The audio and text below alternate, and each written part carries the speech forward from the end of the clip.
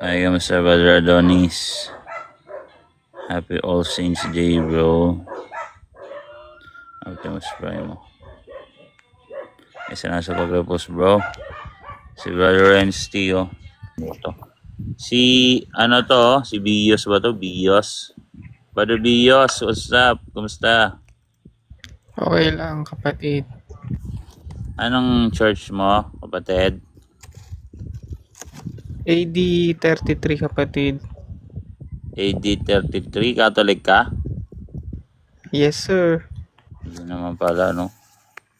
O kasi AD 33, wala naman iba eh. No? So, welcome ka sa live, bro, ha? So, ito. Ano yung natupad sinasabi yung kay Eh, Al baka Isaiah 9:6 yan, bros. Isaiah 9:6 ba o Isaiah 7:14? Isaiah 7:14 ata yun.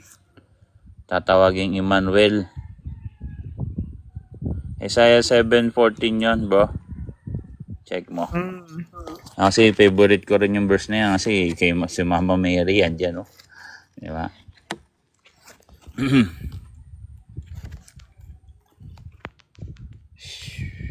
Orange for Christ. Orange for Christ.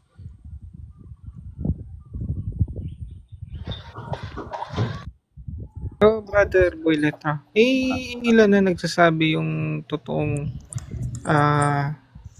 pinili ng Diyos yung mga Hudyo? Tutol ka ba dun? Pinili sila dati para i-prepare ang New Testament. Preparation kasi sila ng paparating na bagong testament. Sila kasi yung shadow ng bagong paparating na higit na mabuti.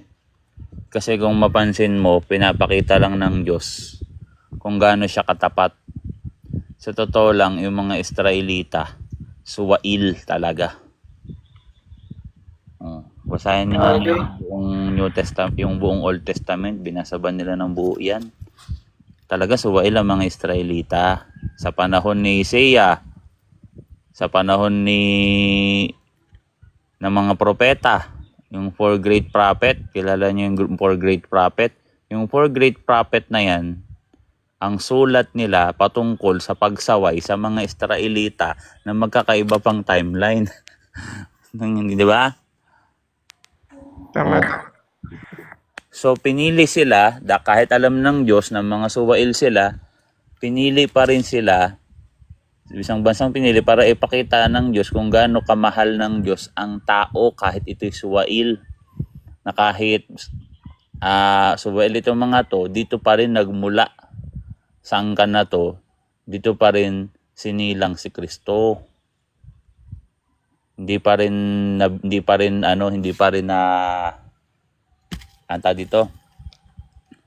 tumalikod ang Diyos sa kasunduan. Sila lang ang talikod ng talikod. So, dumadating na ang oras na pader na lang ang pagitan ng pagsamba nila kay Yahweh sa pagsamba sa Diyos-Diyosan. Nag-aalay na nga sila ng panganay. So, hindi ko po kunyari, ako, Israelita ako. Hindi po porket Israelita ka, parang karangalan sa iyo, banal ka. Hindi, pangit ang background ng Israelita. Kesyo, syempre, bansa silang pinili. Pinili naman talaga sila eh. Sa kanila galing yung mga propeta. Pero hindi yan na parang sobrang ganda ng record ng Israel. Parang ipagmalaki ng mga ibang tao. Hudyo-hudyo. Kasi yung iba nag-hudyo-hudyuhan eh. Di ba? Hudyo-hudyuhan. Kala naman eh, hindi nagbabasa yung mga yun eh. Brother, nung New Testament na lahat, buong mundo na, wala nang pili na salvation na, lahat damay na, no? Kumbaga, andyan yan sa Roma 11:11-12. Yung pagbagsak or pagkadapa, pagkatisod ng mga mga Hudyo naging biyaya sa lahat ng mga tao, sa mga hintil. So, nasa prophecy din yan na ultimo mga dayuhan, Isaiah 56 verse 6, sasama sa bayan ng Diyos at magpupuri sa kanyang pangalan at sasamba, pati na yung mga dayuhan. So, yun yung ginawa ni Kristo. Tinanggal yung pader na namamagitan sa Hudyo at sa Hintil. Ang sumisimbolo nga dyan, pwede nang kainin ng mga Hudyo yung mga mga baboy. Ibig sabihin nun, no, dalawa yung meaning nun. Kabilang na rin yung mga Hintil sa sa church na tinubos. Sabihin nilinis yung redemption. Brother, yung ito yung misinterpret ng iba. Bakit tayo kumakain ng dinuguan?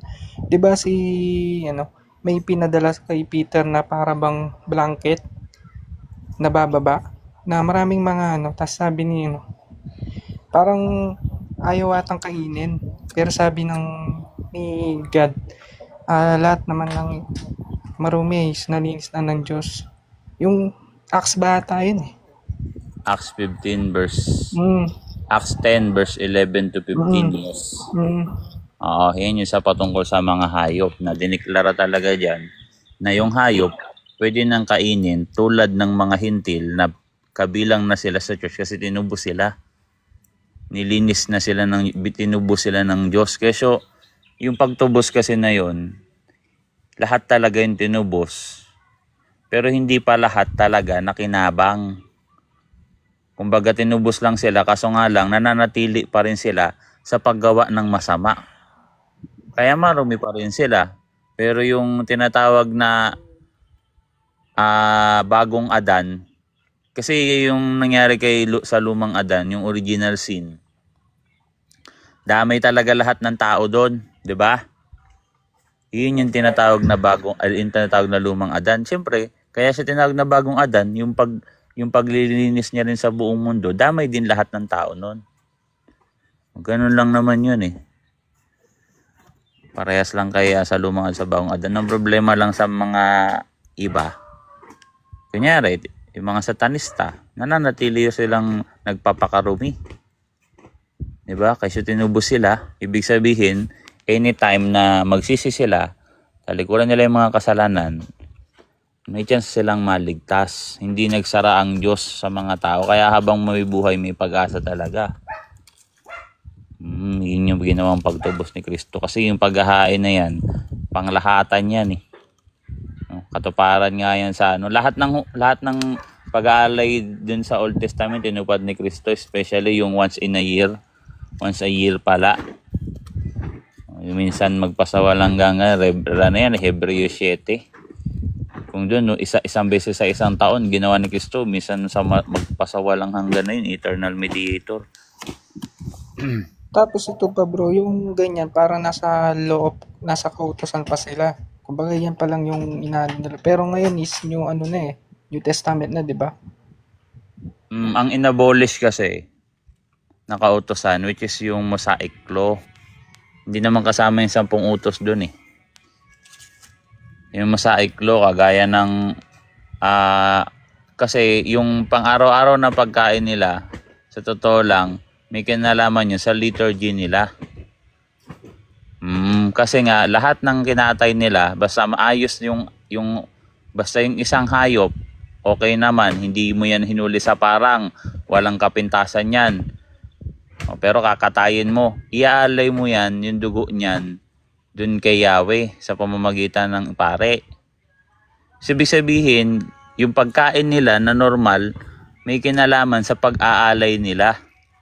Sa New Testament, si Kristo na yung nag-alay eh. Siya na mismo yung pare, siya rin yung inialay. So, yung pagkain at pag-inom, Roma 14:17, wala nang kinalaman sa sa kaharian ng Diyos. Pagkos ito'y katwiran at sa kagalakan sa Espiritu Santo, mga sakramento na, hindi na patungkol sa pagkain at pag-inom. Pero syempre, lahat ng kakainin mo, gagawin mo, do it for the glory of God. Ipagpasalamat mo, unang Timoteo 4:1-5. No, lahat ng pagkain ay dapat tanggapin na may pagpapasalamat, 'di ba? Na walang itinatanggi. Oh. So, yan yun eh. Parang ang kapalit na ng New Testament, si Jesus Christ, siya yung Lamb of God. Siya yung Lamb. Ngayon, Lahat ng klase ng sali, alay. Ultimo Marcos yung escape. Ultimo yung Marcos scapegoat. 7:10 Alam niyo to yung, 19. alam niyo yung scapegoat? Yung scapegoat, pati yung scapegoat na kay Kristo, ginampanan din ni Kristo yan. mm, Ultimate sacrifice nga siya eh. Lahat ng pag-aalay sa Old Testament, winakasan niya. At ginapanan niya at yung katulad kay Abraham, yung pinapatay niya sana yung anak niya. Ganyan din eh, yung ganun na alay. Lahat ng mga alay talagang ginagawa-Christ. Pati yun. Pati yung pag-aalay na yon na kay Abraham, kay si Isaac. Ano yun? Umaanino yun sa John 3:16, di ba? John 3:16. Kasi hindi lang naman yung anak yung doon. Ibig sabihin, yung pag-aalay na yan ay kagustuhan ng ama at ng anak, pagmamahal ng isang ama at ng anak. Kasi si Isaac matanda na doon eh. Pwede naman siyang tumanggi, di ba? Pero hindi, sumunod siya sa kanyang tatay. Di ba? O si Abraham din, kahit kaisa-isa lang yung anak niyang lalaki, aalay niya talaga. Kaya nga, pagbalik nila doon, patay na si Sarah. Patay na si Sarah kasi si Sarah, hindi na paghihinagpis ni Sarah, hindi kinaya. No? Kasi sa tradisyon, nalaman niya yun eh. Kaya bago sila pumunta doon, patay na si Sarah. Pero, yun naman yung nagampanan ni Mama Mary. Kung kay Sarah, inaalay si Isaac nang hindi niya nakikita pero nasaktan pa rin siya. Si Mama Mary naman, nandun siya mismo sa paanan ng krus. Habang si Kristo nakapako doon. Sabi ni Kristo, masdan mo ang iyong anak. So, gaano kasakit yun kay Mama Mary, di ba? So, yun yung tinatawag na pakikiisa kamatayan sa krus ni Kristo. Pati yung mga babaeng lamb sa Old Testament na walang kapintasan, nagampanan din ni Kristo yun kasi meron siyang dugo ng isang babaeng walang kapintasan na si Mama Mary. Di ba? Tama. So, magka-breed. Sa Old Testament kasi, kaya nagkakaroon ng mga tupa na, kasi kaya mahalaga yung tupa na walang batik eh. Kasi yun yung pantubos ng kasalanan, yung walang batik. So, binibreed nila yan. Walang batik sa walang batik. Doon naman makikita yung konsepto ng Immaculate Conception. Diba? So, yun. Hindi nila na arok, brother Letra, na napaka-importante ni Christ tapos sasabihin tao siya.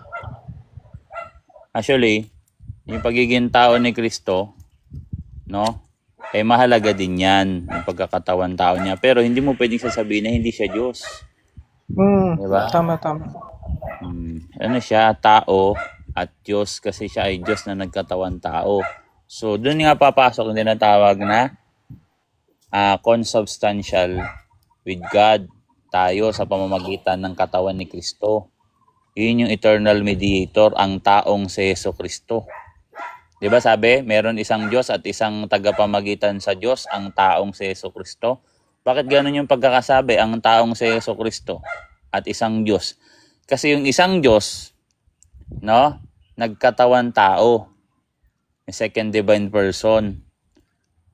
Doon mismo sa katawan ni Kristo nagtagpo ang tao at Diyos. So, doon yung tinatawag na tagapamagitan. Kasi may nabasa akong talata, brother Letra, na na hinubad niya yung pagka-Diyos niya. Hindi siya pumantay. Kumbaga, naging humble siya. Hindi nakasulat doon hinubad ang pagka-Diyos. Ang sabi doon, hinubad ang anyo ng pagka-Diyos. Cinco Tingnan mo City yata yung yun. Pilipos 2:4-6. Tingnan niyo yung mga bawat words ng Bible, mahalaga yan. So ang lubad doon yung anyo. Ibig sabihin, hindi mo makikita, no, na visible ang pagka-Diyos ni Kristo. Ang makikita mo lang anyo ng alipin tao. Paano mo ipako sa krus yan kung alam mong Diyos yan? 'Di ba? Oh. Yun yung ginawa niya.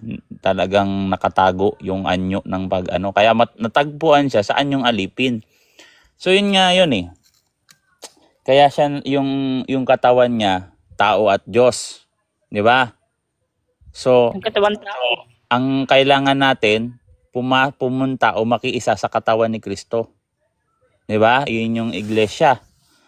Kasi nga, doon sa katawan ni Kristo, doon nagkakaisa ang tao at ang Diyos. Yun yung hypostatic union.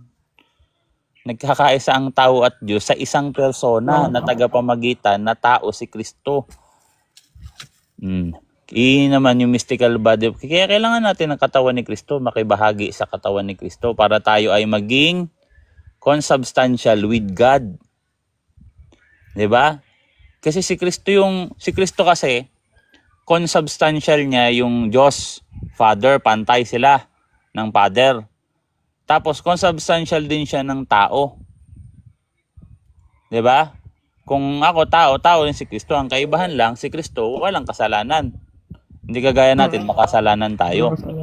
So, pero parehas siya ng substance natin. Meron siyang laman, meron siyang kaluluwa.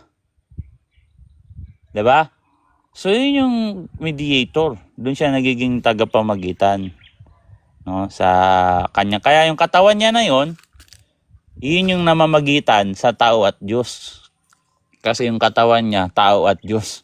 So, I guess nyo, lalim niya, no?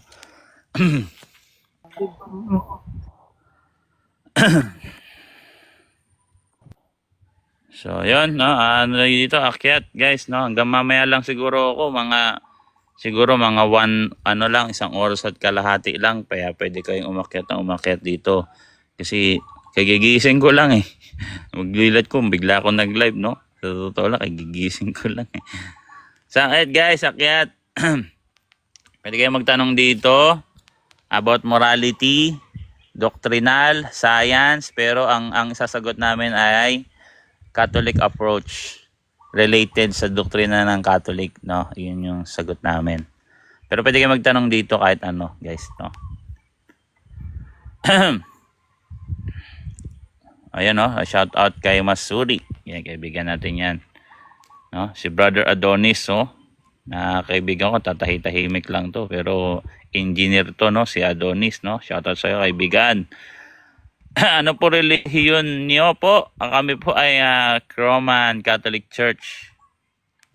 Pwede po ay magtanong dito ang tunay na iglesyang tinatag ni Kristo. Ito po yun.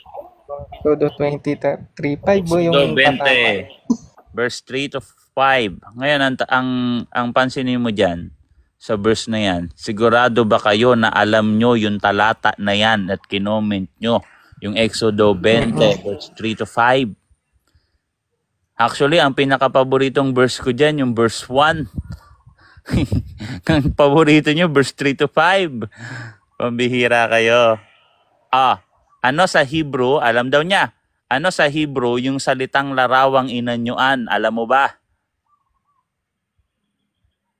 Comment mo nga. Alam mo ba? Kasi magtataka ka, sa ibang translation, kagaya ng The Living Bible, at mga iba pang translation, ang nakalagay doon, do not make any idols. Huwag kang gagawa ng Diyos-Diyosan.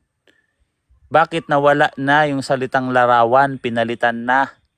Ibig sabihin, mali ba yung translation na yun? Sino yung tama translation sa kanila? So, yun ang problema.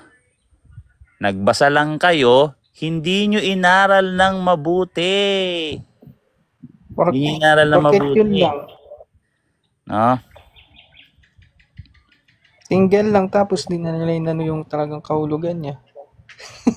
Oh, hindi nyo alam ang ibig sabihin. Kawawa kayo, no? Kayo po ang actually naaawa ako sa inyo para kayong nakakulong sa isang kahon. Kahon ng kasinungalingan. Diyan lang Yung talagang, umiikot yung diyan lang umiikot yung utak nyo. Hindi yung na kayo hindi nag-improve. yung hindi pinapasamba talaga ng Diyos dati, yung inanyuan na baka, kalabaw, ganun. Ganito kasi yan. Ang nakalagay diyan, huwag kang gagawa. Ang ina-highlights nyo yung pagluhod eh. Ang sabi nyo, huwag kang gagawa. Hindi lang pagluhod ang bawal dyan, pati paggawa. Kaya, dapat alamin nyo kung ano talaga yung subject na yan. Kung general ba yan sa lahat ng larawan. Kasi kung general yan sa lahat ng larawan, dapat lahat tayo nagkasala na kasi walang nakalagay dyan na pwede kang gumawa, huwag mo lang luhuran. Basta ang nakalagay dyan, huwag kang gagawa. So sa dapat alamin niyo yung meaning niyan. Ngayon, yung para maintindihan mo, Jacob, akit ka na lang kaya dito, Jacob. Ikalawang kronika ng 3:10, at sa banbanalan ng bahay, gumawa ka ng keruboy na gawa sa ginto. Dalawa kasing bagay ang paggawa ng kerubin. Kerubin na Deuteronomy. Teka lang, bra. gawa sa May bago na naman siyang verse na binigay. Deuteronomy 5:7 hanggang 9. Parehas lang din yan sa Hebrew. Check mo yung original translation niyan. Parehas lang yan, Pesel. Kung Pesel yung sa Exodus 20 verse 4 to 5, huwag kang gagawa ng larawang Diyos-Diyosan. Ganon din sa Deuteronomy. Parehas lang. Kamote, nag-iba pa ng talata. Parehas lang hindi naman yan. Diyos-Diyosan yun. Ang ginawa natin, hindi naman Diyos-Diyosan. Oo. Banal Ang yun eh. meaning, Visual reminder. hindi ano yun, mga holy things. Hindi lang yung basta reminders, no? Yan ay mga banal. Banal na bagay. Oh, banal na bagay yan, no? So, hindi yan basta-basta. Hindi kagaya ng, mga Diyos-Diyosan, ang tawag naman dyan ay karumal-dumal. Kabaliktaran sila. Kung yung isa, no, banal na bagay, yung isa naman, karumal-dumal na bagay. At meron tinatawag na neutral, yung ordinary yung art lang. O, neutral yun. So, yan ba, neutral ba yan na larawan? Na larawan, tingnan mo sa Hebrew. Kung ano yung salin doon meaning nun sa Strong's Concordance, meron naman yan, downloadable naman yan sa Play Store. 'Di ba? So, kung dito nyo i-comment yung ganyang comment section, kawawa kayo dito. Matagal na yan, hindi dito baguhan mga Katoliko. Brother, Ikalawang Korinto 4:4. Alam ko na Ikalawang Korinto 4:4. Patungkol yan nga sa mga Diyos-Diyosan. Kamote ka. Sige ba? Brother, pwede kong basahin yung Isaiah 19:19. Mamaya na bro, ayaw naman umakyat. Oo, dyan lang siya sa baba. Ikaw, bumakyat ka. Takot naman yan.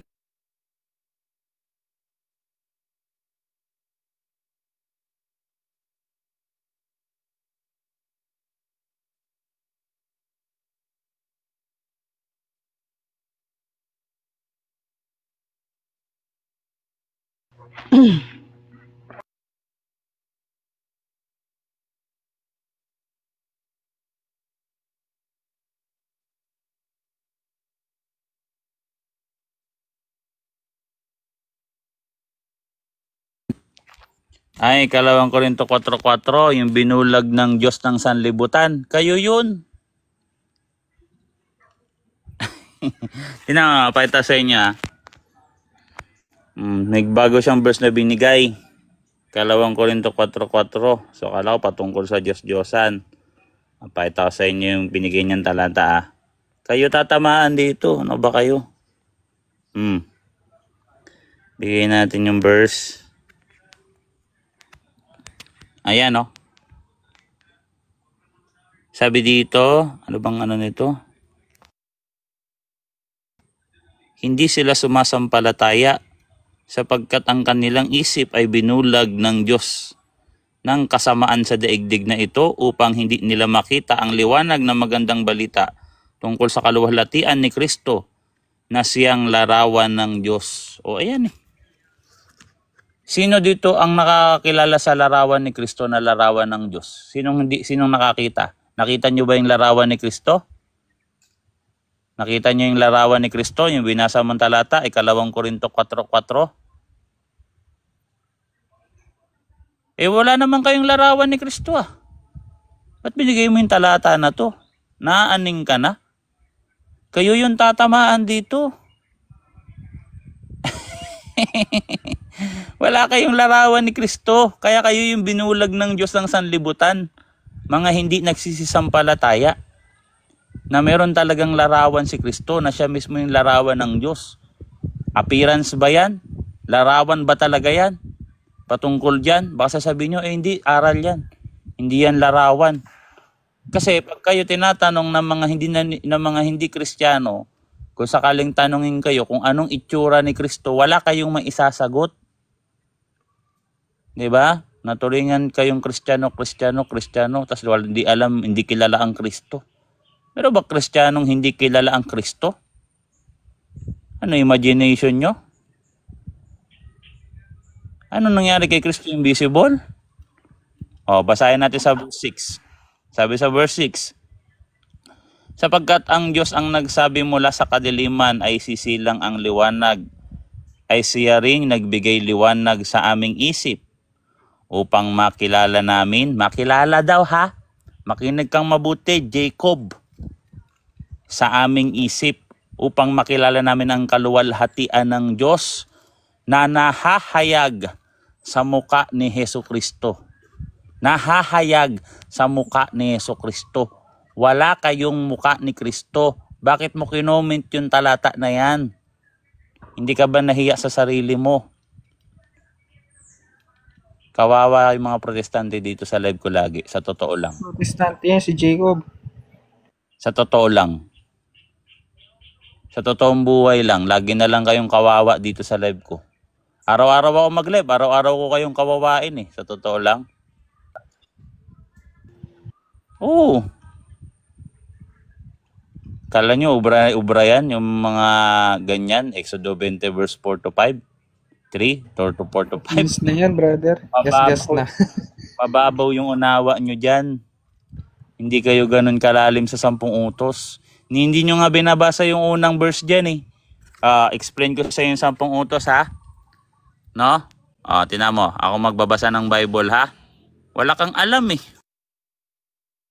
Kami makikinig ako sa mga pastor.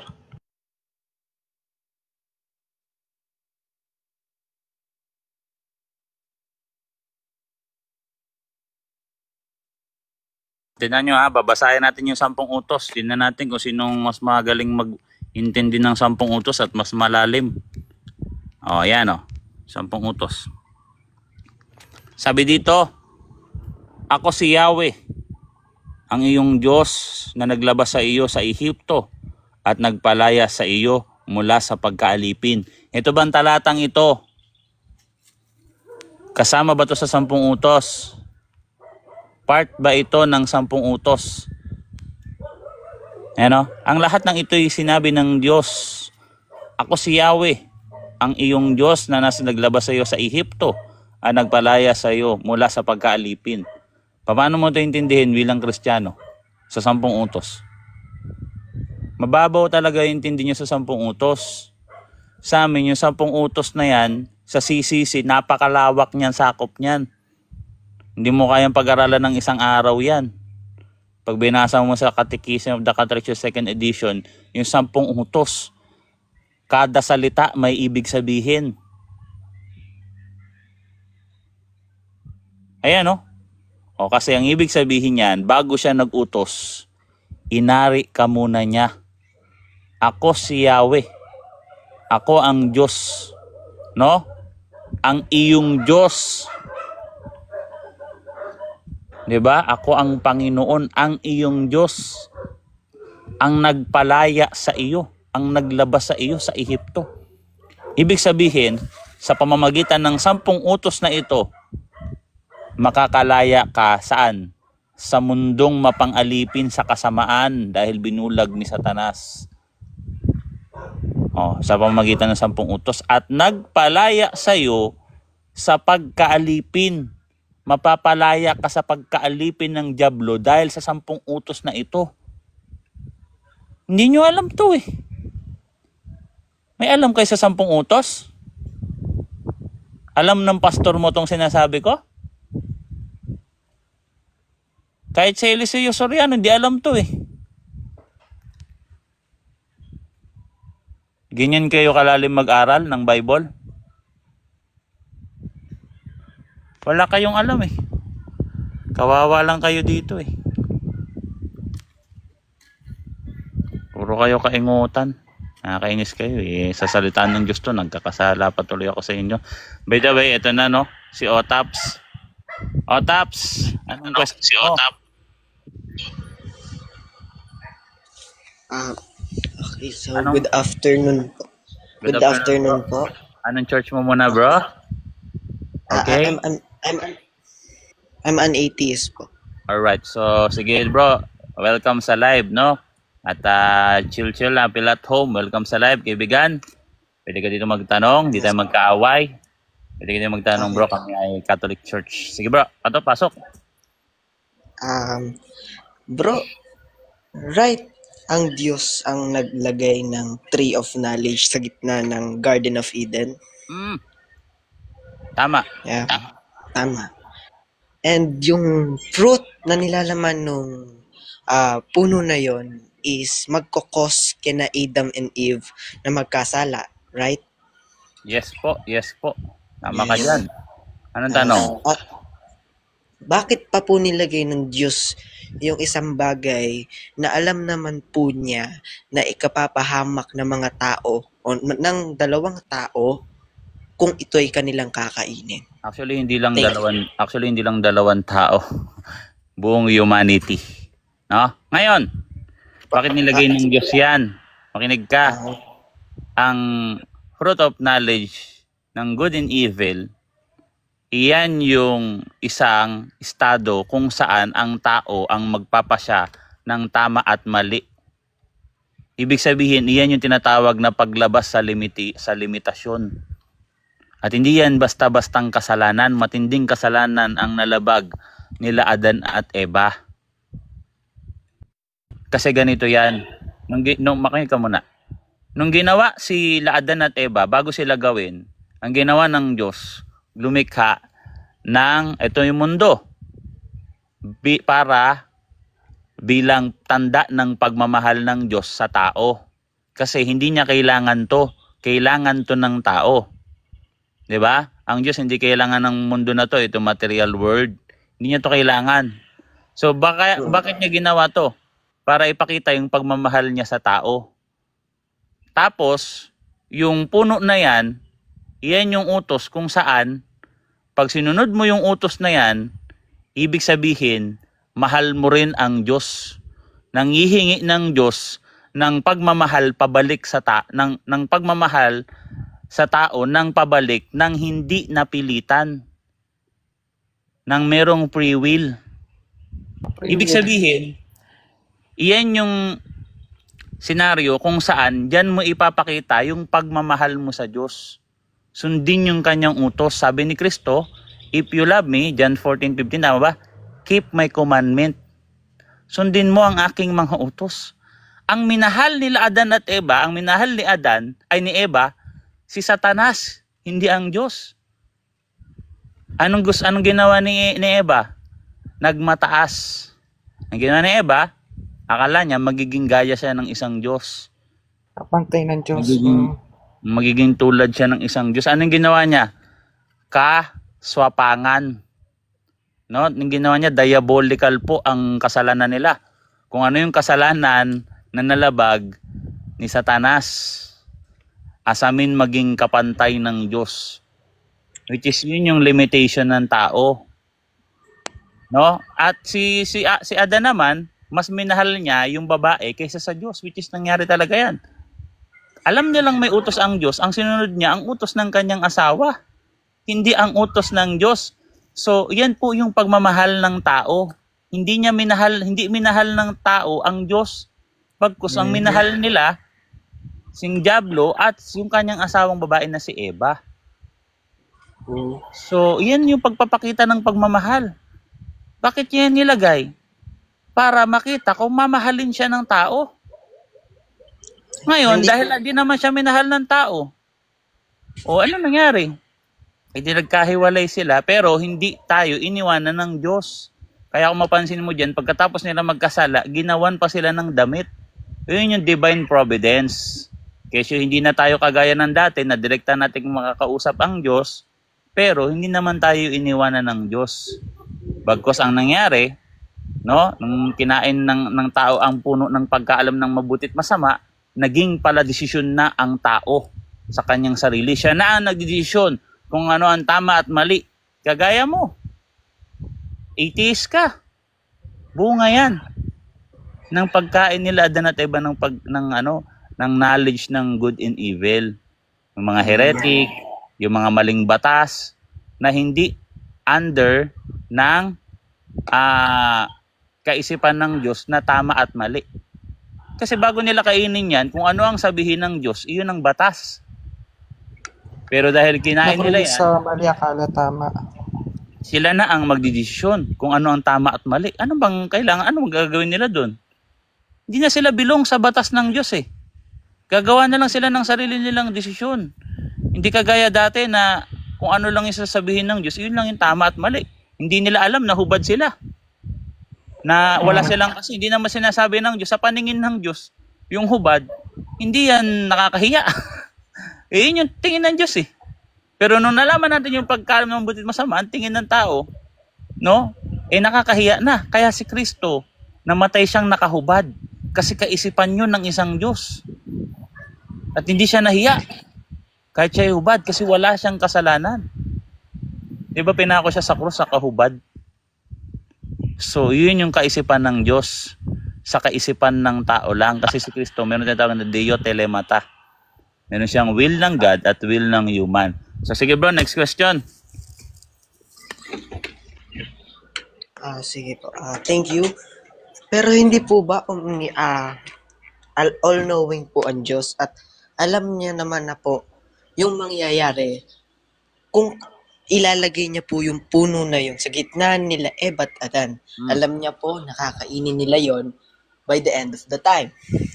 Bakit niya pa po, wala na po ba siyang ibang way para matest yung kanilang pananampalataya beside that way na possible silang mapahamak at papunta po dun sa tinatawag niyong impyerno?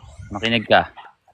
Diyan tinatawag na bakit nag-exist, bakit hinayaan ng Diyos umiral ang evil. Kasi evil ang ginawa nila. Taka mo na bro, saglit lang. So, diyan yung tanong na bakit hinayaan ng Diyos mag-exist ang evil, ang kasamaan. Bakit hinayaan niya magkasala ang tao? Bakit hinayaan niya magkasala sila? So, hindi niya hayaang magkasala sila Adan at Eva kung hindi ito magdudulot ng higit na dakilang kabutihan.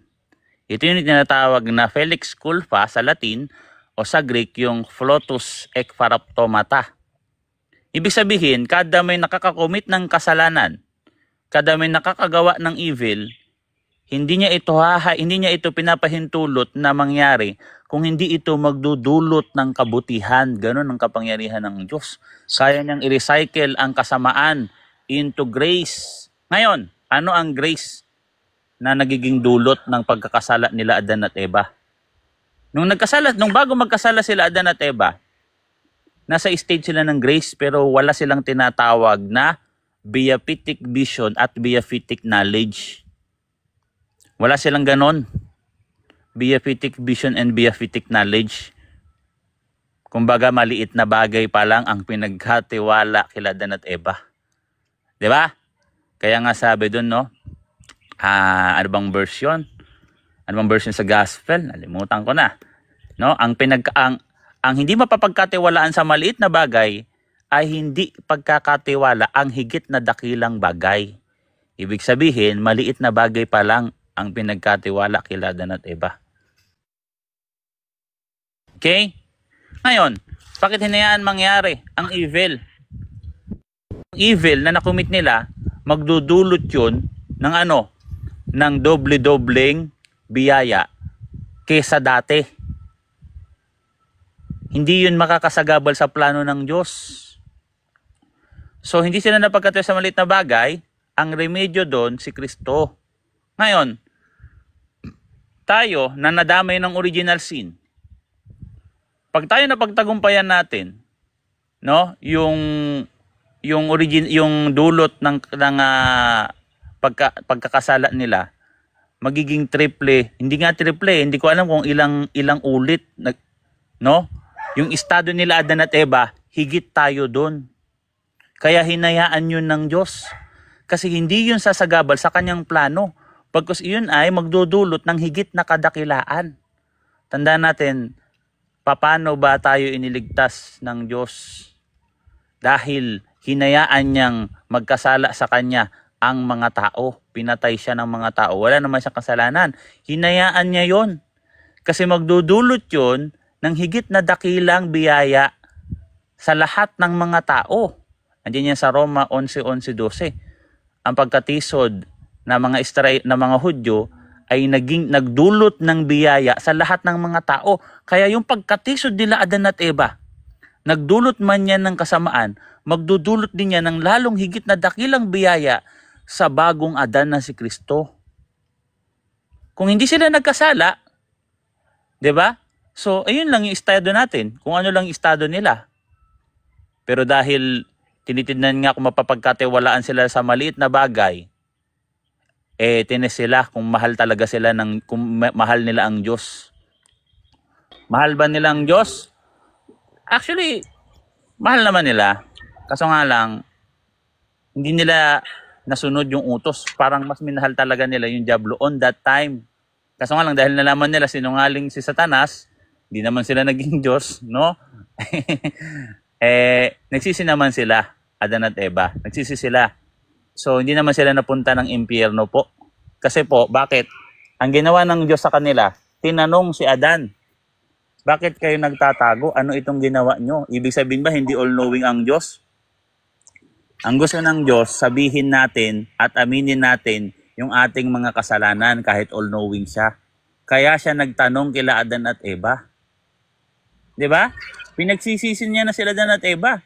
Inamin kagad ni Adan. Tinuro niya pa nga si Eva eh. 'Di ba? Pero nabigo sila, hindi nila naipakita ang pagmamahal sa Diyos. Ang naipakita nila pagmamahal nila sa diablo. At doon sa asawa niyang si Eva, mas mahal niya si Eva kaysa sa Diyos on that time. Pero nagsisi sila, no?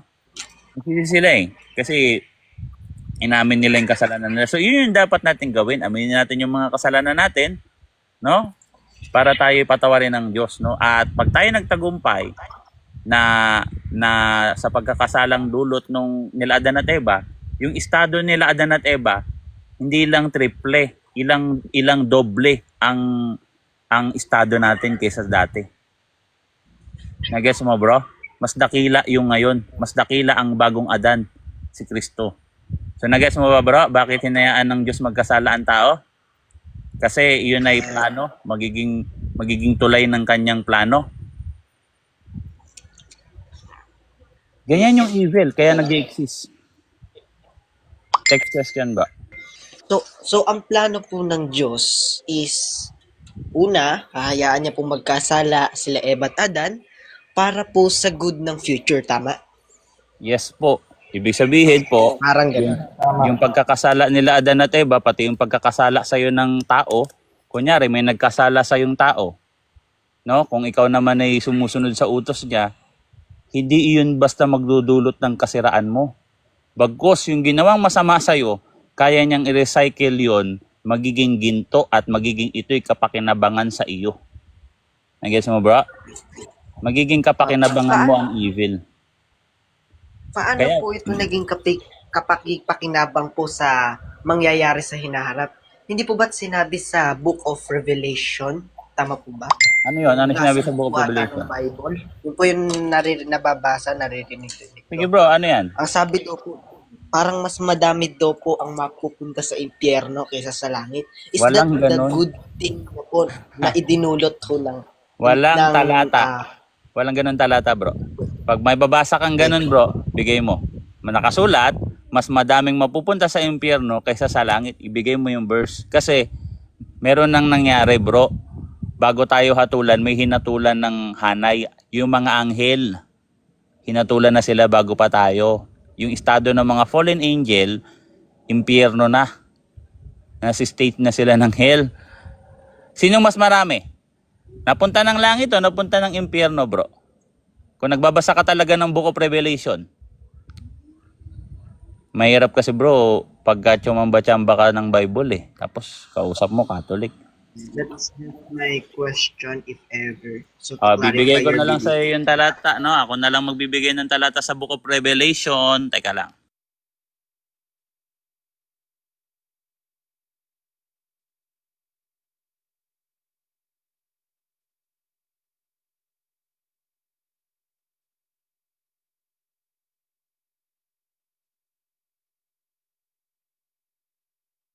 Ito yung screenshot ko.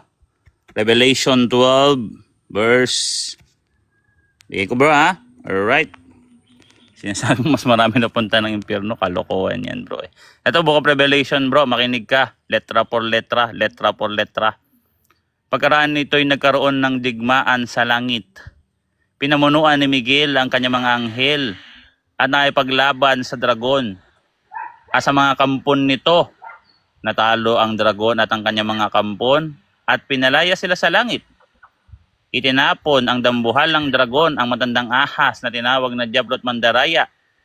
Sanlibutan, itinapon siya sa lupa kasama ng kanyang mga kampon, kasama ng lahat ng kanyang mga kampon, 'di ba? So dito sa sa taas, teka, screenshot ko.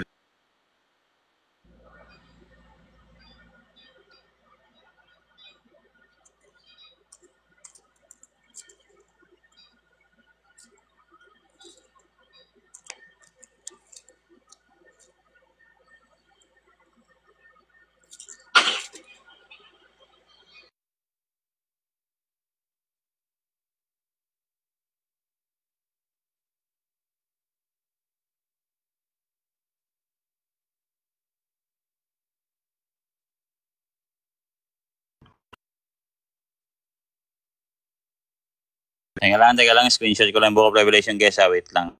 Ang hirap kasi pag screenshot lang eh.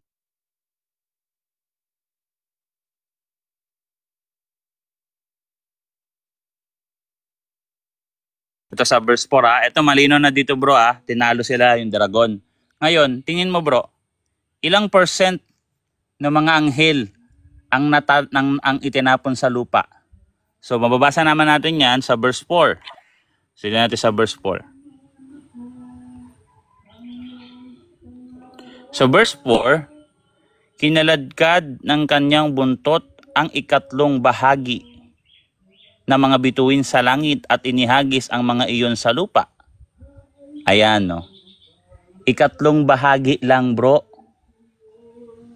Ibig sabihin, yung isang pulutong hatiin mo sa tatlo, yung isang parte, iyon lang yung napunta sa impyerno, sa estado ng impyerno, at sila hinulog sa lupa.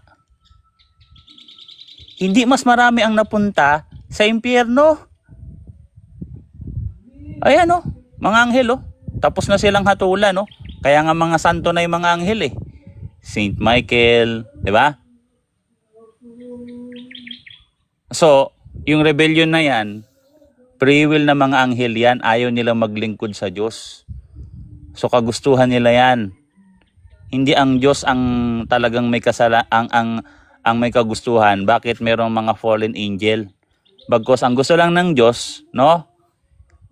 Pag sumamba sa Kanya, pag nagmahal sa Kanya, gusto niya yung totoo. Ayaw niya yung napilitan lang. Diyos siya eh. Ba't kaya niya pipilitin? Kung ayaw mo sa kanya, diwag. Ayun ang impyerno. Kaya niya nilikha ang impyerno. Kasi omnipresent ang Diyos eh. Ang ginawa niya, ito impyerno. O sige, dito ako sa impyerno. Wala na ako dito. Ito nang impyerno. Walang Diyos. So pag walang Diyos, walang buhay. Anong meron? Puro kamatayan, kabaliktad. So asan yung sinasabi mo mas marami na punta ng impyerno, bro? Sa Book of Revelation? Sa Book of Revelation. Walang Wait. ganun, bro. Na mas marami ang napunta ng impyerno kaysa sa langit. Meron marami, pero hindi mas marami kaysa sa langit. Kalokohan po yan, na matinding kalokohan. Walang ganyan talata, wag po nating pangunahan yung Biblia. Ito, bibinigyan na kita ng talata, oh. Revelation din to. Oh, paano yan? Sige, Brother Bios, no? Salamat sa pag-up. Pasyal-pasyal ka lagi dito, Brother Bio, no? Kaibigan ko. So, asa na, bro? Maghintay ako. Nakasulat, mas marami ang napunta sa impyerno kaysa sa langit. Any book of the Bible po ba? Sige, kahit anong talata sa Bible, mas marami ang napunta sa impyerno kaysa sa langit. Bigyan mo ng talata.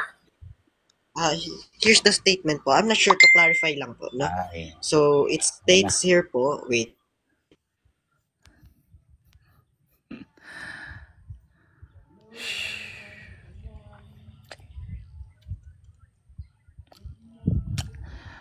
Bro, walang ganyan, bro. Huwag ka na magpagod.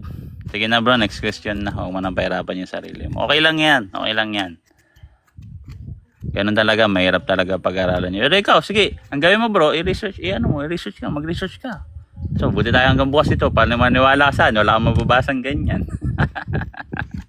Kasi Boy, na.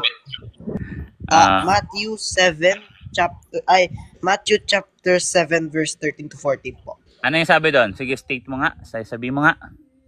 Mas marami ang dumadaan sa mas sa maluwag na pinto. Ganyan ba yan? Ganyan ba yan? Yes. Alam mo kung anong lugar yung tinutukoy niya? Jerusalem. Probably the wrong path of life.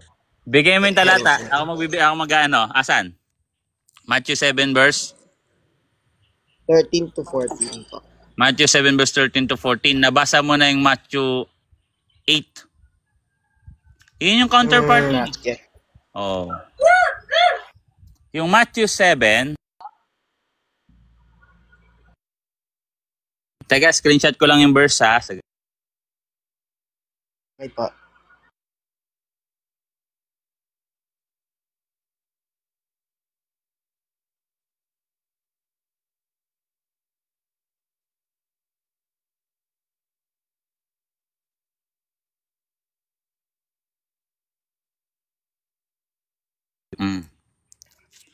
Hindi mo naintindihan yan, bro. Yan yung interpretation ng mga mga negative. No, mga negative interpretation masyado. Pinapangunahan nila ang Diyos. Hindi kami positive masyado, hindi rin kami negative masyado. Hoping lang kami, hoping. Sabi dito, pumasok kayo sa makipot na pintuan, sapagkat maluwag ang pintuan at malapad ang daan papunta sa kapahamakan, at ito ang dinadaanan ng marami. Ngunit makipot ang pintuan at makitid ang daan papunta sa buhay, at kakaunti ang dararaan dito. Mag-ingat kayo sa mga hindi tunay na propeta. Lumalapit sila sa inyo parang tupa, ngunit ang totoo'y mababangis na asong gubat. Makikilala niyo sila kanilang mga gawa. Mapipitas na ba ang ubas sa puno ng duwag, o ang igos sa matahimik na halamanan? Itong statement na to, ito yung statement on that time. Kaya kailangan ng Kristo. Nung dumating si Kristo, at ito nasaan siya dito? Nasa Jerusalem siya. Sabihin na natin, on that time, mas marami ang dumadaan talaga sa makipot na daan. Kasi ang sanlibutan binulag ng dyablo, 2 Korinto 4:4. Pero kung mapansin mo sa chapter 8, tinatawag chapter 8 ha,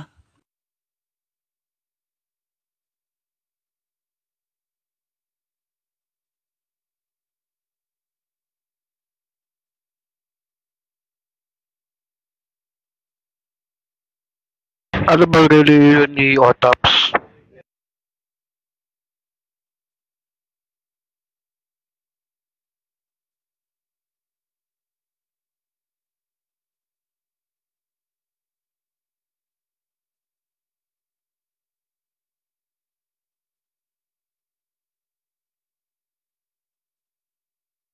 wait lang.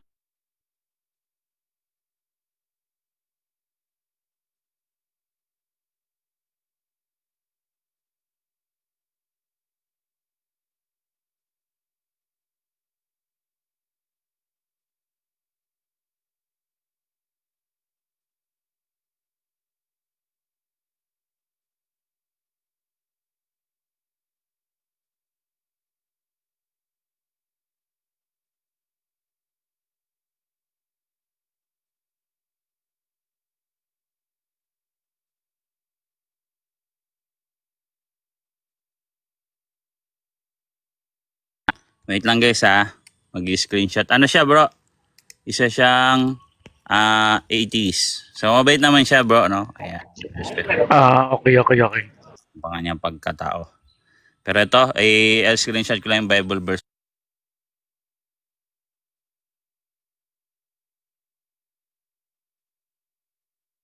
Matthew 8. Diba Matthew 7 to? Diba? Basahin natin yung Matthew 8 verse 5 to 10.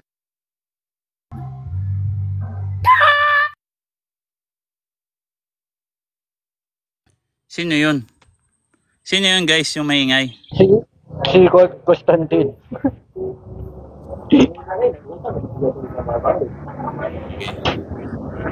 Brother Constantine, yung maingay dyan bro. Bro Michael, may maingay din sa'yo bro. I-mute mo na nga bro.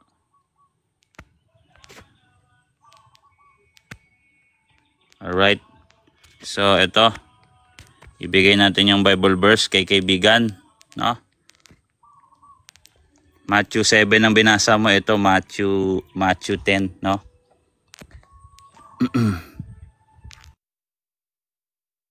Sabi dito pumasok si Jesus. Pumasok. Ano to? Pagpasok kasi may nakalagay na host, hindi ko mabasa. Pagpasok ni Jesus sa Capernaum, lumapit sa kanya ang isang opisyal na hukbong Romano at nakiusap, Ginoo, ang katulong ko po ay paralisado. Siya ay nakaratay sa bahay at lubhang nahihirapan. Sinabi ni Jesus, pupunta ako sa kanya at pagagalingin. Ngunit sumagot sa kanya ang opisyal, Ginoo, hindi po ako karapat-dapat na puntahan po pa ninyo sa aking bahay.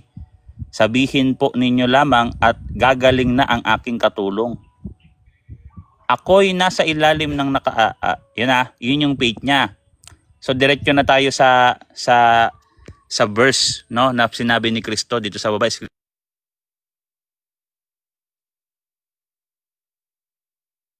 Langit to. Kita ko sa'yo.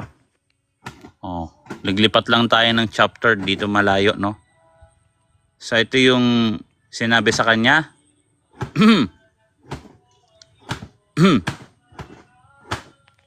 Sabi dito, parang nawala yata yung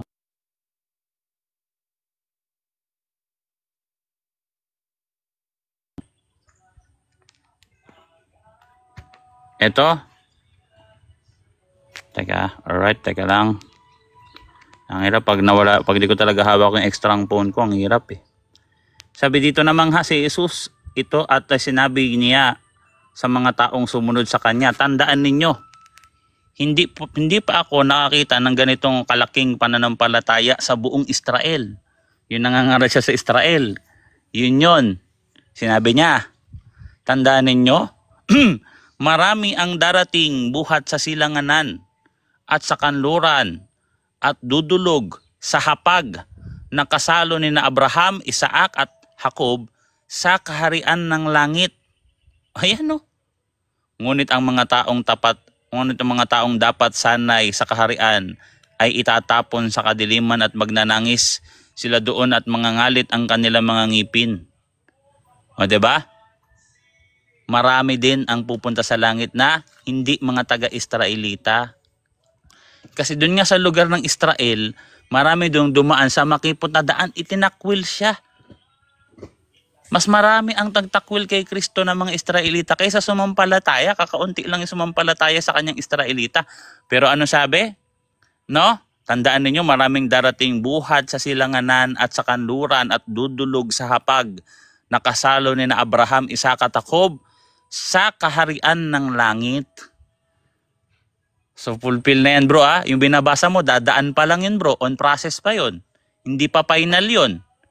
Pwede pang bawiin yun. Dumaan sa makipot na daan. Eto bro, langit na eh. Conclusion. Tandaan nyo. Pero yung mga taong dapat na inanyayaan, which is yung mga Israelita, eh yan. No?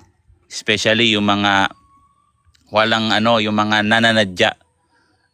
Na, kasi ang ginawa kasi ni Kristo, kaya halos wala talaga maidahilan minsan yung mga Israelita, nagagawa siya ng mga milagro.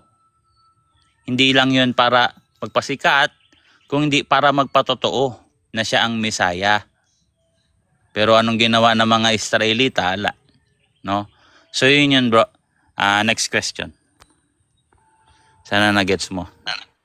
Okay. I get your point, your belief. So thank you. So that's all of my question po. Thank you for answering it and clarifying your belief. Thank you. Alright. Permission to leave po. Thank you. Sige bro. Sana maliwanagan ka bro. Sana. Hindi naman ako nawala ng pag-asa sa... Pero syempre, kaibigan tayo na. Akit-akit ka lang dito. Guys, kaibigan ko si Otaps ha. Okay to kausap. Thank you po. Alright. Bye. Sige. So, ngayon, ituloy natin yung discussion nun sa tinanong niya about evil. No? So, bakit hinahayaan ng Diyos mangyari ang evil samantalang hindi naman tayo deist? Ang alam natin, ang Diyos ay nangingialam. Pwede naman yung pakialaman na wag ipahintulot ang evil. So, ang Diyos kasi, yung evil na gagawin ng isang tao, pinapahintulot niya yan kasi hindi yan nahadlang sa plano niya. Bagkus kaya niyang gawin niyang instrumento para sa kanyang plano. Ganon kagaling ang Diyos. No? Kagaya ng nangyari kay Kristo. 'Di ba? Bakit ba si Kristo, paano ba tayo para sa pamaraan tinubos? Hinayaan niyang mangyari ang evil. Pati nga si Satanas nakisali-sali doon. 'Di ba? Nakisali-sali si Satanas doon eh. Tinutusan pa nga si Judas. O ipinako ng mga Hudyo si Kristo, walang kasalanan. Tindi ng parusa kay Kristo, ultimo yung pagiging Hudyo niya, itinakwil eh. Hindi yun parusa sa isang taong Hudyo. Parusa sa hintil yun eh. Pagkapako sa krus, 'di ba? Pati yung kanyang nationality tinanggal. Evil yon. Kasama si Satanas doon sa evil na yon. Pati si Pilato hindi nakaligtas doon.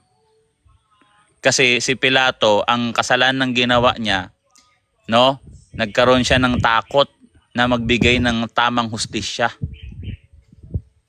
'Di ba? Sapagkat alam niyang walang kasalanan si Kristo. Pero natakot siya. Evil pa rin 'yon, no? So, hinayaan ng Diyos mangyaring evil kasi naging instrumento yung evil sa mas dakilang kapakinabangan ng mga tao. So pag may nangyayari sa inyong evil, yun nga, sabi ni Magic, Felix Culfa, o sa Greek, Flotus ek paraptomata. No, diyan yan letra por letra sa Greek. Roma 11:11-12. No? Kunyari, iniwan ka ng girlfriend mo, nasaktan ka, evil yun. Pero yung pag-iwan niya sa'yo, magdudulot yun ng kasaganaan sa'yo. 'Di ba? Gusto mo bang mapunta sa isang taong hindi ka naman talaga mahal? Oh, hugot 'yan ah. Baka ma-memes tayo nito ah. So, ganun 'yon, no? Kasi yung iba, yung mga ibang tao, nagiging atheist, which is nasa CCC naman talaga rin 'yan. Ang ganda ng CCC, no? Kaya nagkakaroon ng mga atheist, hindi dahil sa wala silang makitang patunay na may Diyos o meron silang nakita na isang bagay na magpapatunay na walang Diyos. Bagkus ang nakita lang nila, yung sakit na naramdaman nila tuwing nagkakaroon sila ng trial o mayroon silang pinagdadaan ng may gumagawa sa kanilang masama, sinisisinan nila ang Diyos. Which is dun nagkakaroon ng atheist. So ayan ang sagot dyan. Kaya binigay sa iyo ng Diyos kaya nga sabi ni Kristo, pasanin mo ang krus kung karapat dapat ka sa akin. Ang pagiging Kristiyano ay hindi po pabebe. Hindi kailangan magpabebe dito. At again, sa mga kaibigan kong Katoliko, no, hindi ko kayo talaga totally bibibihin o pipilitin na mag-stay sa Catholic. Ang bibigay ko lang sa inyo, yung impormasyon na alam ko na katunay na tama ang Catholic. Pero, decision nyo yan. Kung kayo'y makakita lang ng konting kahinaan ko, no, dahil sa mga sinasabi ng mga protestante, may sinabing ganito, aalis na ako sa Catholic, may sinabing ganyan, kakulangan mo yan. Kakulangan mo, hindi ka nag-aaral. No? So, hindi dito pabebehan. Patibayan po ng pananampalataya ang pagiging Katoliko. Ang isang Katoliko dapat matigas ang pananampalataya kasi tayo talaga ang inuusig sa pangalan ni Kristo. Mateo 24:5. 10:24. So yun, no, merong umakyat si The Faith Arena. Ito, si Faith Arena. Ano bro? Anong church mo bro? Wala bro, nakikinig lang ako and then I noticed na in-invite. So yun, in-accept bro. But siguro more on ano na lang ako bro, more on a comment. Alright. Sige. Galing mo bro. Ang galing. Yun lang. Oy, salamat Alright. Anong church mo bro? Anong church mo sa ngayon? Catholic din bro, Catholic din. I've been following you for quite some time now. And nagagalingan lang ako sa pag-explain mo doon sa free will all knowing. Which is within like 3 weeks or for the past 3 weeks, hot topic kasi yung free will at saka yung yung all knowing God. Parang for the past 3 weeks yun yung hot topic ngayon is there a free will or versus divine will, and then is God all knowing or only most knowing? Parang yun yung So I don't know if you have like I don't want to compel it, pero baka meron kang gustong bro or masasabi diyan. Salamat bro. Actually, naman tayo, pantay-pantay lang naman tayo kasi yun nga, dito magaling ako sa sa ganito. Sa iba namang bagay, binigyan din kayo ng Diyos ng karisma kasi yan. So, kung ako magaling ako sa mga ganitong mga, salamat sa hindi nyo kailangan. Pero salamat Jeff sa pag-send ng heart. So, ito yung heart pino. So, hindi naman, kumbaga, hindi nyo kailangan itaas kasi sa ibang bagay, magaling din kayo. Kumbaga, kanya-kanya lang yan. May magaling sa ganito, may magaling sa ganito. Hindi talaga pantay-pantay ng Corinto 7:7 para tayo magtulong-tulungan. 'Di ba? Kailangan natin isa. Sa kailangan ko rin kayo. 'Di ba? Hindi nga ako magaling sa kunyari, sa choir, hindi nga ako magandang kanta ko kasi yung boses ko tunog lata. So hindi pala ako pwede doon. Sa ibang bagay pwede ako, 'di ba? Mga ganyan yan Ngayon, sa free will, dito tayo sa 10 utos. Andiyan na sa 10 utos Ang pagsunod sa mabuti ay pagbibigay ng Diyos sa iyo ng free will. Tinama bigay ko yung 10 utos. Alright. Ito. Ayan. So, itong pagsunod sa 10 utos, ito yung pagpapalaya sa iyo para ikaw ay magkaroon ng free will.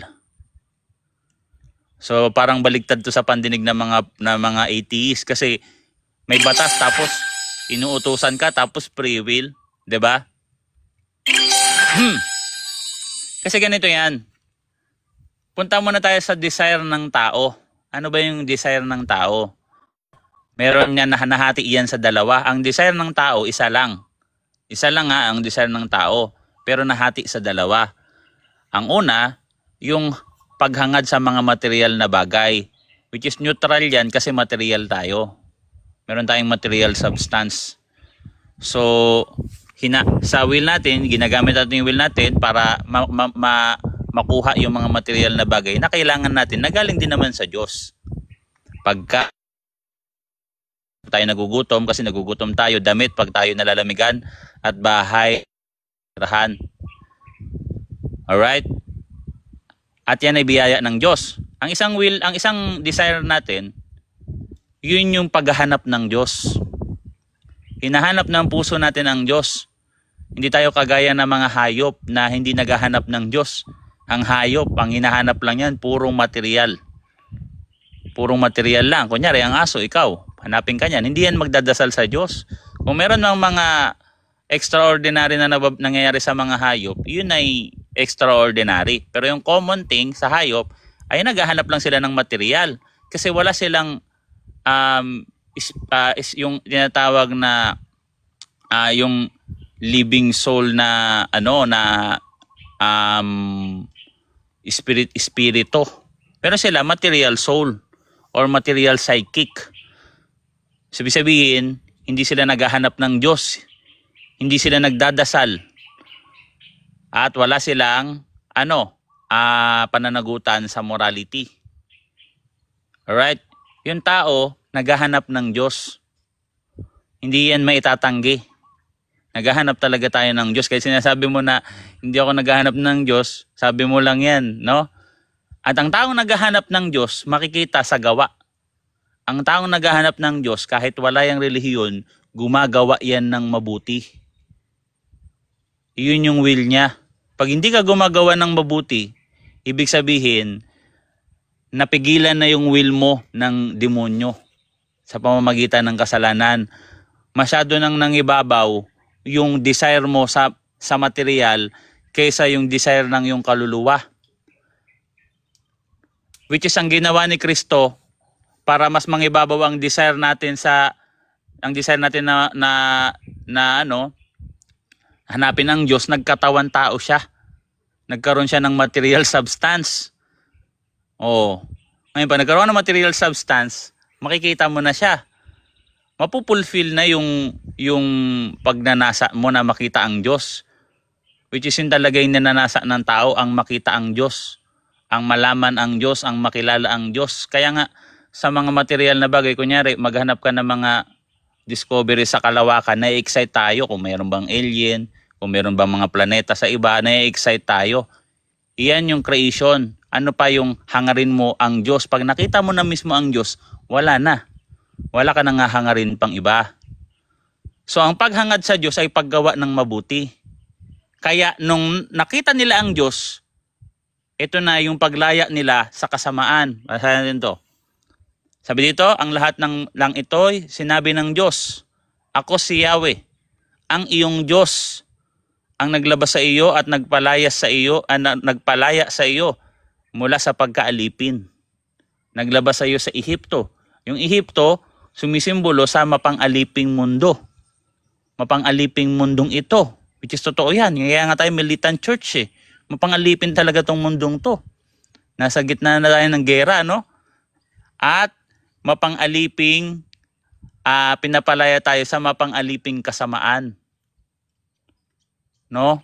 Ang gusto ng dyablo, alipinin tayo, no? Mas ipaibabaw niya yung desire na hanapin natin ang material na bagay kaysa sa Diyos. Sa pamamagitan ng pera, sa pamamagitan ng mga pagkain, kayamanan, kasikatan. So yan yung pipigil sa free will mo na hangarin ang Diyos. Kasi ang will, dapat, ano yung will? Yung desire. May kinalaman niya sa pagnanasa. 'Di ba? Kasi may free will ka, ano ba ninanasa mo? Material. O di papunta dun yung kilos mo, yung desisyon mo, yung will mo. 'Di ba? So kung hahanapin mo ang Diyos, ipapalayain ka niya sa mga material na bagay na mapang alipin. May exercise mo ngayon yung free will mo. Sa pamamagitan, itong 10 utos na to, sa atheist, parang ito yung pumipigil sa free will, pero yung totoo, ito ang magpapalaya sa'yo sa mapang-aliping kasamaan. Pag napailalim ka sa mapang-aliping kasamaan, mahirap kumawala dyan sa sugal. Kunyari sa sugal. Diba, wala ka ng free will dyan eh. Imbis na ibili mo ng pagkain yan, isusugal mo yan. Diba? Ganun ang ano ang mundong ito, mapang-alipin to. Pero kung hangarin mo ang Diyos, kaya mo yan. Kaya mong tigil yang sugal na yan kasi satisfied ka sa Diyos.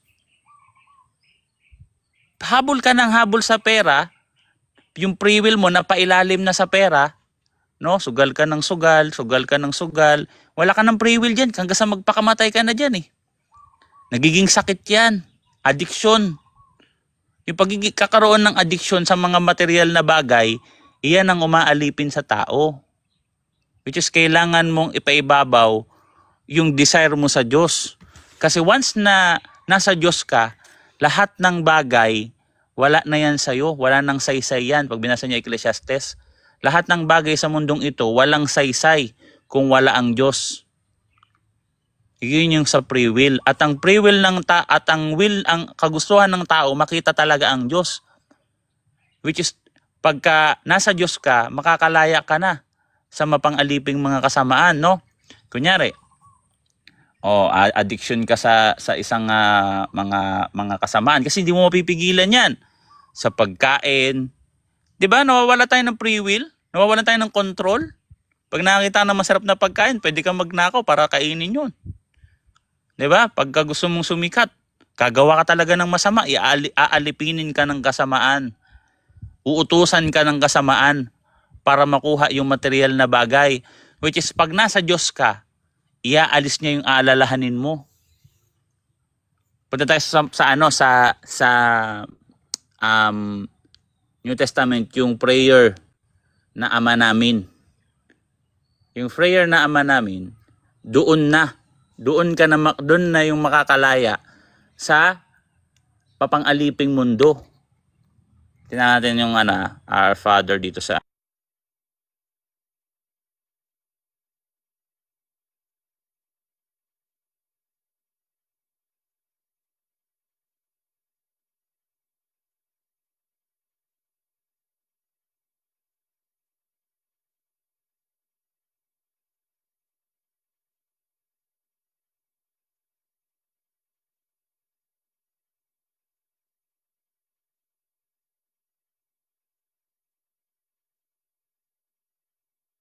yung Our Father. Una, yung 10 utos, no? Nagpapalaya sa iyo yan. Kasi pag sinusunod mo yung 10 utos, no, nakakalaya ka sa kasamaan. Yun yung 10 utos. Yung 7, yung 3, yung unang 3, yun yung pagsunod mo sa Diyos. Yung pangalawa, yun yung pagmamahal mo sa kapwa mo. Nandiyan yan sa yun, nasa New Testament yan, Mateo, sa yun, no? Yung ibigin mo ang yung kapwa na gaya yung sarili, tas yung una, ibigin mo ang Diyos mo ng buong puso, buong isip, buong kaluluwa. Kasi yung 10 utos nakahati yan eh. 3, yung unang 3 utos para sa Diyos. Huwag ka sasamba sa ibang Diyos.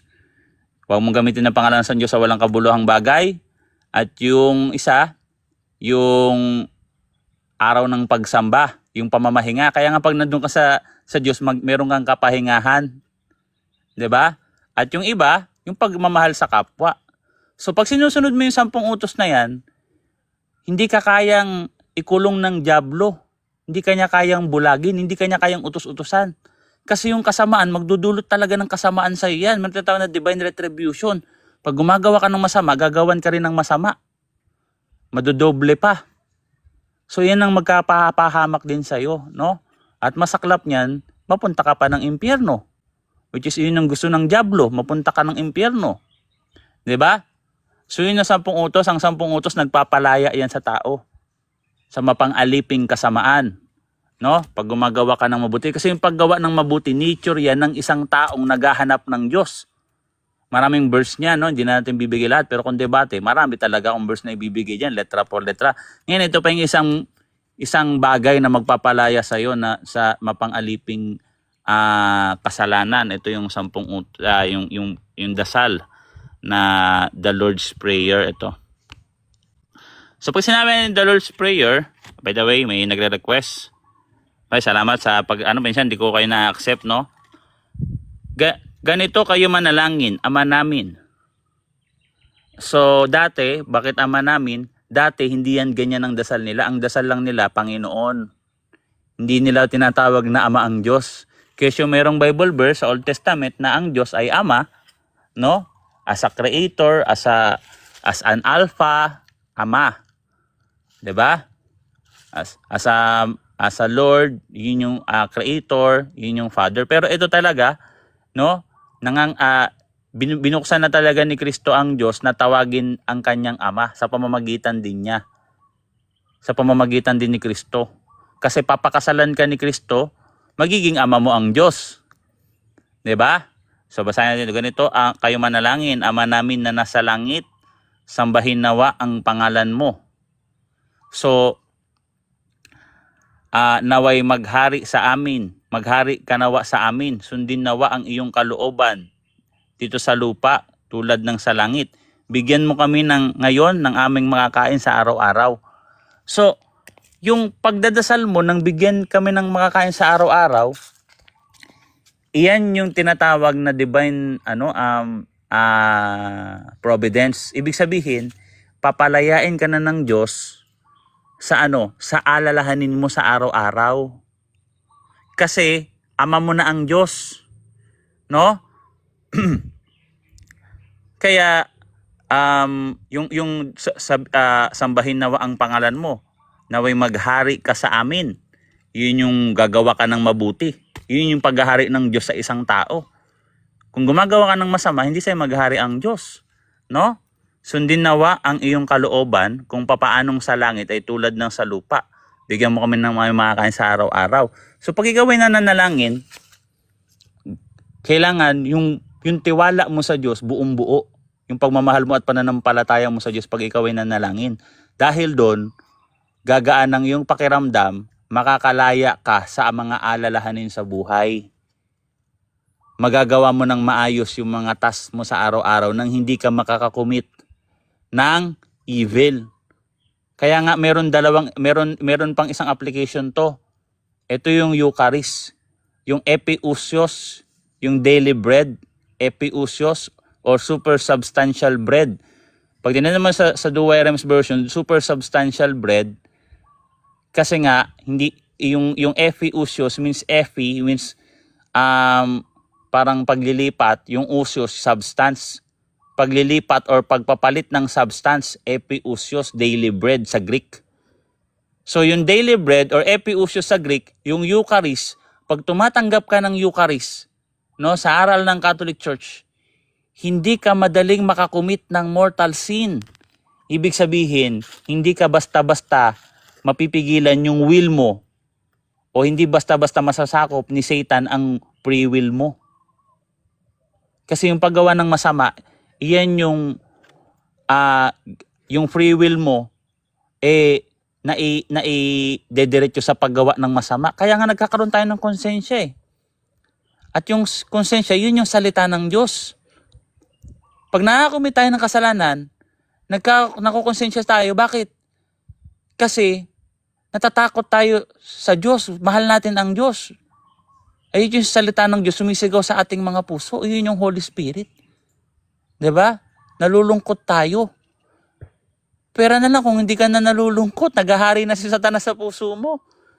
Yung free will mo na pailalim na sa Satanas. Yung pagmumura mo sa araw-araw. Kaya sinasabi ng iba, ano ko na to, hindi ko na to mapipigilan yung pagmumura ko. Ano ko na to, expression. Ayan yun.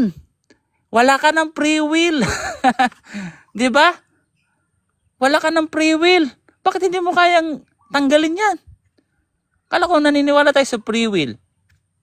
Ba't hindi mo kayang tanggalin yung pagmumura mo sa araw-araw? Mura ka ng mura. Expression. Ginagawa mong normalize ang pagmumura. So yun yung free will.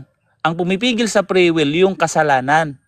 Hindi yung utos ng Diyos. Kasi yung utos ng Diyos, yun yung, dun mo ma-exercise yung free will mo na gumawa ng mabuti. Kasi ang will natin, gumawa ng mabuti. Kasi yung desire natin, hanapin ang Diyos at yung paggawa ng mabuti, equivalent sa paghahanap sa Diyos. Kaya ang mga tao, kahit wala yan relihiyon, kahit wala yan sa loob ng Iglesia Katolika, pero gumagawa yan ng kabutihan, ibig sabihin, naghahanap talaga yan ng Diyos. Naghahanap siya ng Diyos. Yun yung tinatawag ng mga unknown Christians.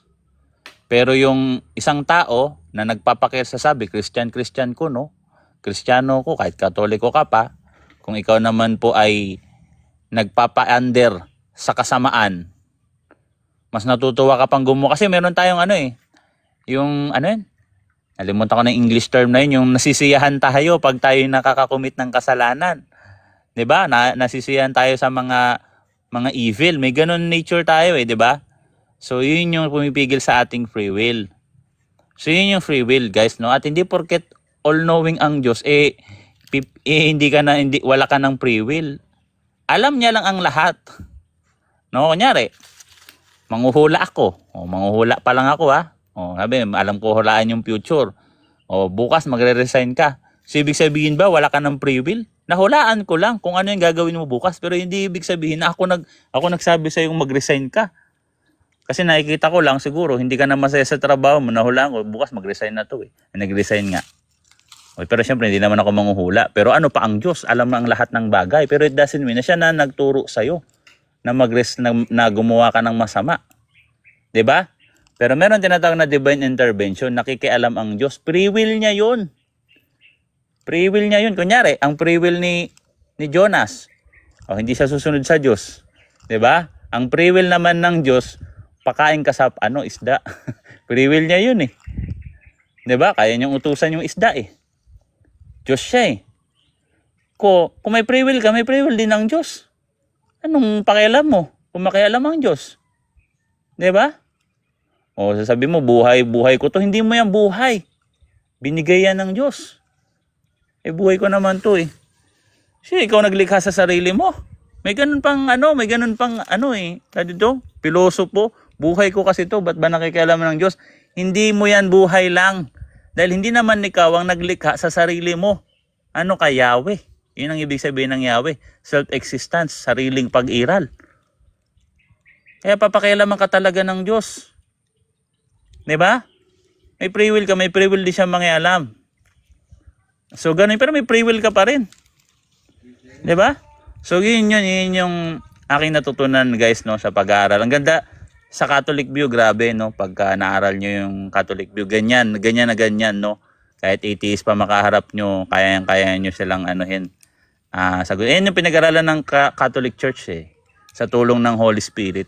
So sana, bro, mapakinabangan natin lahat to, yung aking Bro, thank you bro at nakinig naman ako sa Ay, salamat bro sa pagpasal. Pinakinggan ko talaga bro ako nagtanong so it's I think it's due for me and it's respectful for me as well to listen kasi nga ako yung natatanong.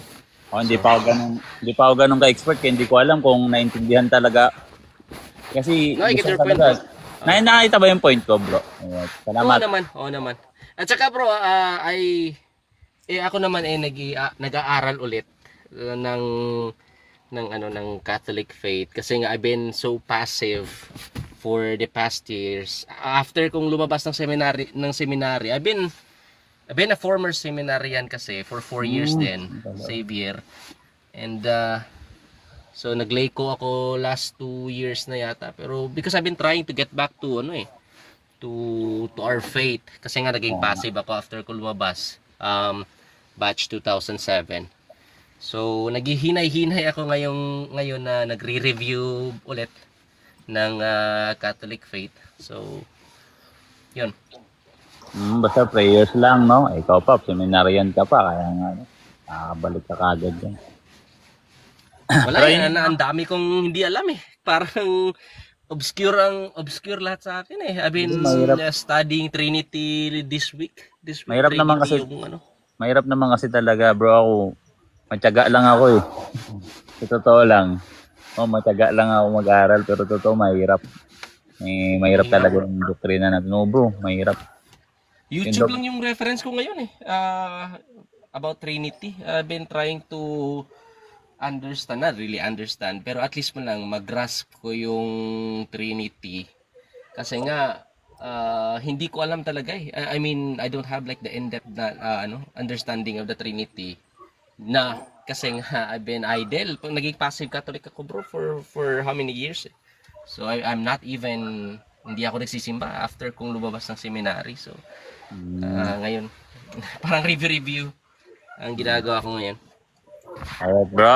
So, nice. Diba? Tapos, syempre, yan talaga kayo talaga yung mga gusto ko mga kaibigan, no? Syempre, tayo talaga magkakaibigan, mga religious tao, no? Kasi yung mga iba, hindi naman ako magigits, eh. Oh, bro. Di ba? Kaya yung mga ibang kaibigan nating Katoliko, makipagkwentuhan ako sana, tingin mo, magka-interest sila. Di lahat may interest sa ganito. Kaya syempre, kaya kailangan nila ng tulong natin. Yun talaga yan, eh. Kaya iba-iba talaga yung ano natin.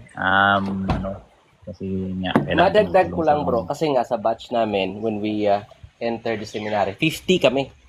And then, 8 yung naging pare. Eh, hinihikayat ko yung iba, kung kaklase sa seminaryo dati, na interact sa ganitong mga ano. Pero wala eh. Oo, para busy na sila.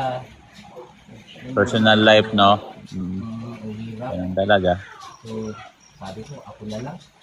Nire-represent ko na lang kayo. Pero ano yan, may time talaga na lilitaw yung lalabas yung kanilang ano diyan, knowledge diyan.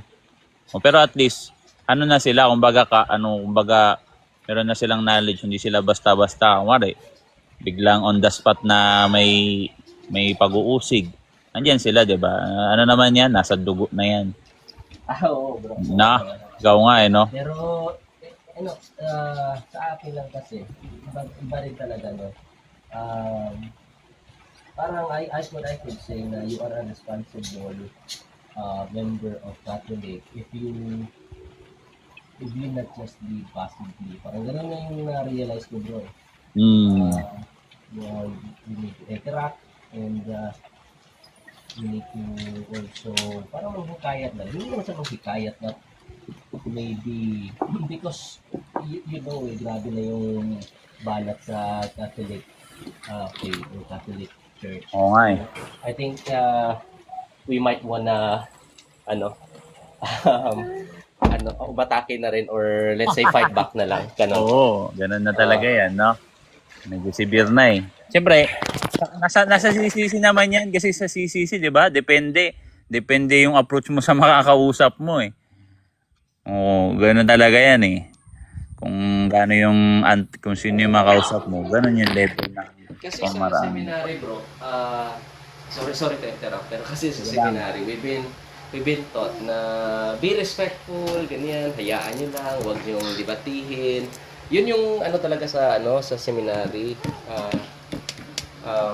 Basta we're not really encouraged to debate. Papunta kasi sa pagkapari yung mga dyan eh. Which is yung priest talaga dapat merong may kahinahunan sa pakikipag-usap talaga, bro eh.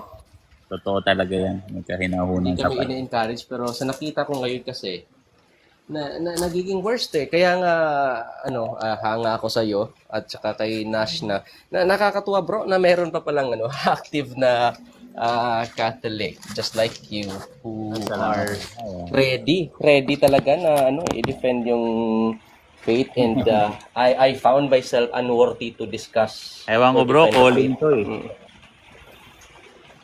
At so ang hirap ang dami mong basher. Any other than Catholic, they are all your basher. Oo, lahat yun. Basher mo na lahat yun. Kahit nga kaibigan, kahit nga Catholic, maging basher mo pa eh. Maging Catholic yung mga nominal. Yung mga nominal, magiging basher mo pa yan eh. Sabihin, ba't ka ba ganyan na ipagtalo ka man? Ganyan ka. No? Sila na nga itong walang ginagawa. Ikaw na nga gumigilos. O ikaw pa yung ikaw pa yung kasawayin ka pa nila. Hindi na nga tumutulong. Pipigilan pa, no? Ganun talaga. By the way, mag-end na ako ng live. Salamat, Brother Faith. Ano pangalan mo, bro? Anong tawag ko sa'yo? Faith na lang, bro. Faith na lang. Tatambay-tambay ako dito sa'yo. Dean. Nagre-review ako. Alright, sige, salamat, Brother Dave. Mag-end na tayo ng live. Si Orange, Thank you. At magbabati mo na pala ako ng dito. Isay, shoutout sa'yo. Nandito, si Spraydon, si Diwats, siyempre. Si Pilar, si Mary's daughter, ito si Madam, At Siyempre si Brother Adonis, no? So sige guys, magyan na tayo.